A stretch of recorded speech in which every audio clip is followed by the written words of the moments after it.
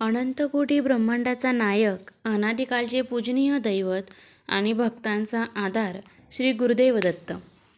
तर मित्रांनो, आपण ह्या माहितीचा किंवा या व्हिडिओचा आपण एक पहिला व्हिडिओ बघितलेला आहे. याचा पहिला भाग आपण बघितलेला आहे. तर आजच्या व्हिडिओत मी तुम्हाला दुसरा भाग सांगणार आहे. तर व्हिडिओ तुम्ही शेवटपर्यंत नक्की बघा. तर मागच्या व्हिडिओमध्ये आपण दत्तात्रेयांची ओळख करून घेतली. दत्तात्रेयांचे संपूर्ण विश्वाचे गुरु दत्तात्रेय कसे बनले हे बघितलं. एकमुखी दत्त आणि त्रिमुखी दत्त हेही बघितलं. तर आजच्या व्हिडिओत आपण बघणार आहोत दत्तात्रेयांचे 16 अवतार आणि दत्तात्रेयांचे 24 गुरु. तसे दिगंबरा दिगंबरा श्रीपाद वल्लभ दिगंबरा मंत्राचा नेमका अर्थ काय, तसेच पादुका आणि दत्त उपासना काय, आणि दत्तांची नावे आणि दत्त प्रतीकांचा भावार्थ काय. तर चला व्हिडिओला सुरुवात करूया. तर व्हिडिओ शेवटपर्यंत नक्की बघा. दत्तात्रेयांचे 16 अवतार आणि दत्तात्रेयांचे 24 गुरु. एकूण 16 अवतार दत्तात्रेयांनी घेतले असे भाविक मानतात. दत्त संप्रदायिक श्रीपाद श्रीवल्लभांना व नृसिंह सरस्वतींना इतिहास काळातील अनुक्रमे पहिले आणि दुसरे अवतार मानतात. अक्कलकोटच्या स्वामी महाराजांची आणि मणिक प्रभूंचीही दत्त अवतारातच गणना होते. दत्तात्रेयांच्या 16 अवतारांमध्ये योगीराज, अत्रिवरद, दत्तात्रेय, कलाग्निशमन, योगीजन वल्लभ, लीला विश्वंभर, सिद्धराज, ज्ञानसागर, विश्वंभरावधूत, मायामुक्तावधूत, आदिगुरु, शिवस्वरूप, देवेश्वर, दिगंबर, कमललोचन, श्रीकृष्ण श्याम नयन यांचा समावेश आहे. या प्रत्येक अवतारांचे महात्म्य अनन्यसाधारण असल्याचे सांगितले जाते. तर भगवान श्रीकृष्णांनी आपले अवतार कार्य संपवण्याचा मानस उद्धवला सांगितला. त्यावर उद्धवाने मला ज्ञान सांगावे अशी विनंती केली. माझ्या पूर्वज यदूताला अवधूत रूपात श्री दत्तात्रेयांनी मी 24 गुरूंपासून घेतले ते ज्ञान तुला सांगतो असे म्हणत ते ज्ञान सांगितले. त्या गुरुचे गुण व त्यापासून घेतलेला बोध हे सर्व उद्धवला सांगितले. पृथ्वी, वायू, आकाश, जल, अग्नी, चंद्र, सूर्य, कपोत पक्षी, अजगर, समुद्र, पतंग, भृंग, मातंग, मधुमाशी, मृग, मत्स्य, पिंगला, कुरर पक्षी, बालक, कुमारी कंकण, सर्प, शर्कार, कुंभारीन, माशी, कोळी असे 24 गुरु सांगितले गेले आहेत. सदर उपदेशात श्रीमद भागवत पुराणात 11व्या स्कंदात अध्याय 7 ते 9 मध्ये उल्लेख आलेला आहे. परमपूज्य वासुदेवानंद सरस्वती स्वामी महाराज रचित दत्त महात्म्यातही याचा उल्लेख आढळतो. दत्तात्रेयांचे 24 गुरु पाहिल्यास निसर्गातील प्रत्येक गोष्टीतून आपण काही ना काही शिकू शकतो. किंबहुना निसर्गातील प्रत्येक गोष्टी आपल्याला शिक्षित करत असते. ते शिक्षण, माहिती, ज्ञानाचा वापर आपण आपल्या आयुष्यात करायला हवा. लहान मोठे न पाहता आपण फक्त चांगले ते घ्यावे अशीच शिकवण यातून मिळते. दिगंबरा दिगंबरा श्रीपाद वल्लभ दिगंबरा मंत्राचा नेमका अर्थ काय. दिगंबरा दिगंबरा श्रीपाद वल्लभ दिगंबरा या मंत्रात पहिला दिगंबर शब्द आहे म्हणजे मी. त्याचे अनुसंधान. मी देह नाही, मी आहे आत्मा. तो आत्मा म्हणजे शुद्ध अहम. तो साक्षी आहे, निर्विकार आहे, आनंदरूप आहे. पहिल्या दिगंबर या शब्दाने त्या शुद्ध अहमला हाक मारली आहे. दुसऱ्या दिगंबर या शब्दाने परब्रह्माचे अनुसंधान केले आहे.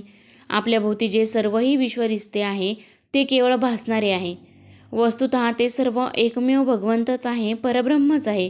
परब्रह्मानेच ही अनेक भासणारी रूपे धारण केली आहेत. त्या परब्रह्माला दुसऱ्या दिगंबरा शब्दाने हाक मारली. श्रीपाद श्रीवल्लभ दुसऱ्या दिगंबर शब्दाने हाक मारली आहे. श्रीपाद वल्लभ या तिसऱ्या शब्दाने श्रीपाद वल्लभांना हाक मारली आहे. श्रीपाद वल्लभ भगवंताचे सगुण साकार रूप आहेत. ते भगवंताचेच अवतार आहेत. त्यांना संबोधन केले आहे. चौथा दिगंबर या शब्दाने प्रार्थना केली आहे. माझ्यातील सर्व विकार नाहीसे करा. ब्रह्मासी हा अनुभव मला येऊ द्या. आपल्यासारखी दिगंबर स्थिती मलाही द्या अशी प्रार्थना चौथ्या दिगंबर शब्दात आहे. पादुका आणि दत्त उपासना. श्री दत्तात्रेयांच्या उपासनेत अनेक ठिकाणी पादुका पूजनास महत्त्व आहे. श्री दत्तात्रेय हे गुरु स्वरूपात सर्वत्र आढळत असल्याने त्यांच्या चरणपूजेचा महिमा वाढलेला आहे. दत्त संप्रदायात गुरुपेक्षा गुरुचरणांना महत्त्वाचे स्थान आहे. म्हणून दत्तपंथीयात श्री गुरु व त्यांच्या चरणपादुका यांना फार महत्त्व आहे. श्री गुरूंच्या व इष्टदेवतेंच्या पादुका पूजण्याचा प्रकार फार पूर्वीपासून आहे. अतिशय प्रिय व्यक्तीविषयी, थोर व्यक्तीविषयी आदर दाखवणे म्हणजे त्यांच्या पायावर डोके ठेवणे. यातील आणखीन एक रहस्य असे की श्रेष्ठ सत्पुरुषांची सारी अतिशय प्रिय व्यक्तीविषयी, थोर व्यक्तीविषयी आदर दाखविणे म्हणजे त्यांच्या पायावर डोके ठेवणे. यातील आणखीन एक रहस्य असे की श्रेष्ठ सत्पुरुषांची सारी दैवशक्ती त्यांच्या चरणात एकवटलेली असते. त्यांच्या चरणस्पर्शाने कंपनाद्वारा ती शक्ती भक्तांचा संचारत असल्याचा अनेकांना अनुभव आलेला आहे. म्हणूनच अनेक दत्तसंस्थानात दत्तमूर्तीपेक्षा दत्तपादुकांना महत्त्वाचे स्थान मिळाले आहे. डावी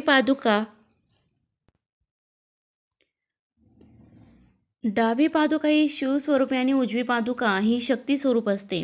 डावी पादुका म्हणजे ईश्वराची अप्रकट तारक शक्ती आणि उजवी पादुका म्हणजे ईश्वराची अप्रकट मारक शक्ती होय. पादुका हे शिव आणि शक्ती यांचे प्रतीक असणे आणि नमस्कार करताना त्रास होऊ नये म्हणून पादुकांच्या खुंट्यावर डोके न ठेवता पादुकांच्या पुढच्या भागावर डोके ठेवून नमस्कार करावा असे सांगितले जाते. दत्तांची नावे आणि दत्त प्रतीकांचा भावार्थ. दत्त म्हणजे आपण आत्मा आहोत याची अनुभूती देणारा प्रत्येक आत्मा आहे. म्हणून प्रत्येकजण चालतो, बोलतो आणि हसतो. यावरून आपल्यात देव आहे हेच सत्य आहे. त्याच्याविना आपले अस्तित्वच नाही. आपल्याला याची जाणीव झाली तर आपण प्रत्येकाशी प्रेमानेच वागू. अवधूत, जो अहधुतो तो अवधूत. अभ्यास करताना आपल्या मनावर ताण येतो ना. खरे तर अभ्यास करण्यासाठी बुद्धी आणि शक्ती देणारा देवच आहे. पण अभ्यास करणारा मी आहे असे वाटल्याने ताण येतो. हाच आपला अहंकार आहे.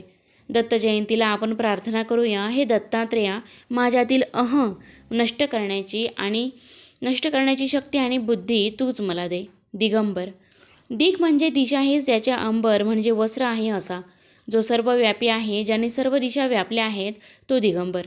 जरही देवता मोठी आहे तर आपल्यासारख्या सामान्य जीवाला त्याला शरणच जायला हवे. असे केल्यासच आपल्यावर त्यांची कृपा होईल. गोमाता. दत्ताच्या मागे असलेली गोमाता पृथ्वी आणि कामधेनू यांचे प्रतीक आहे. कामधेनू आपल्याला जे हवे ते सर्व देते. पृथ्वी आणि गोमाता आपल्याला सर्व काही देतात. श्वान हे ऋग्वेद, यजुर्वेद, सामवेद आणि अर्थवेद या 4 वेदांचं प्रतीक आहे. औदुंबर वृक्ष. दत्ताचे पूजनीय रूप. या वृक्षात दत्त तत्व अधिक आहे. कमंडलू आणि जपमाळ हे ब्रह्मदेवाचे प्रतीक आहे. शंख आणि चक्र श्री विष्णूंचे प्रतीक आहे. त्रिशूळ आणि डमरू शंकराचे प्रतीक आहे. झोळी ही नष्ट झाल्याचे प्रतीक आहे. झोळी घेऊन दारोदारी हिंडून भिक्षा मागितल्याने नष्ट होतो, म्हणजेच अहंकार नष्ट होतो. अवधूत चिंतन श्री गुरुदेव दत्त महामंत्राचा अर्थ. अवधूत चिंतन श्री गुरुदेव दत्त हा महामंत्र असल्याचे सांगितले जाते. आपण जेव्हा संकटात असतो आणि इतर सर्व मार्ग बंद होतात तेव्हा आपण श्री दत्त महाराजांचे स्मरण करतो. दत्त महाराज स्मर्तुगामी आहेत, म्हणजे स्मरण करता तत्काळ आपल्या मदतीसाठी धावून येणारे. तत्व म्हणजे स्मर्तुगामी. जगात अन्य कुठल्याही तत्वाला स्मर्तुगामी म्हणत नाही आणि म्हणून दत्त महाराज हे लवकर पावणारे दैवत आहे. वारकरी संप्रदायातील संतांनी तसेच आनंद संप्रदायी लोकांनी दत्तात्रेयांविषयी आदर व्यक्त केला आहे. दत्तोपासना पूर्वीपासून होत असली तरी तिला संप्रदायाचे स्वरूप नरसिंह सरस्वतींच्या प्रभावामुळेच आले. श्रीपाद श्री वल्लभ हे दत्तात्रेयांचे पहिले अवतार होत, तर नरसिंह सरस्वती हे दुसरे अवतार मानले जातात. जनार्दन स्वामी, एकनाथ, दासोपंत, मुक्तेश्वर, निरंजन, रघुनाथ, माणिकप्रभू, अक्कलकोटकर स्वामी, वासुदेवानंद सरस्वती इत्यादी महापुरुषांनी संप्रदायाची परंपरा चालू ठेवली. आजही अनेक दत्तोपासक महाराष्ट्रात आढळतात. इस्लाम प्रभावामुळे समाज सुन्न झाला होता. या नवीन संकटाला प्रतिक्रिया कशी द्यावी हे त्याला समजतच नव्हते. त्या पार्श्वभूमीवर नृसिंह सरस्वती यांचे कार्य पाहिले पाहिजे. श्रीपाद श्री वल्लभ व नृसिंह सरस्वती या 2 महान व्यक्तींनी केलेले कार्य म्हणूनच अद्वितीय म्हणावे लागेल. पुढील भागात श्रीपाद श्रीवल्लभ यांचे अवतार कार्य आणि श्रीपाद श्रीवल्लभ चरित्रामृताचे महात्म्य याची माहिती आपण जाणून घेणार आहोत. तर मित्रांनो, दिगंबरा दिगंबरा श्रीपाद वल्लभ दिगंबरा अवधूत चिंतन श्री गुरुदेव दत्त. तर या महामंत्रांचा जप करा. काही प्रश्न असतील तर कमेंटद्वारे नक्की विचारा. आणि जर तुम्ही माझ्या चॅनलवरती नवीन असाल आणि अशा धार्मिक गोष्टी ऐकण्यासाठी माझ्या चॅनलला सबस्क्राईब करा. धन्यवाद.